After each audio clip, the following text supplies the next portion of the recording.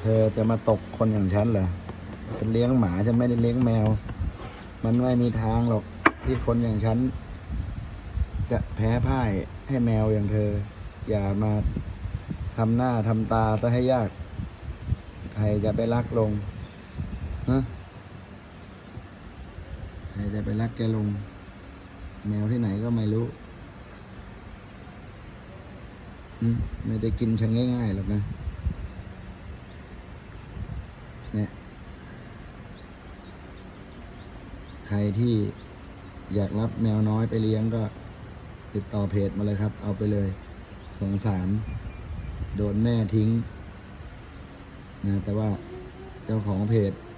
เลี้ยงหมาอยู่แล้วนะกลัวเขาจะไม่ลงรอยกัน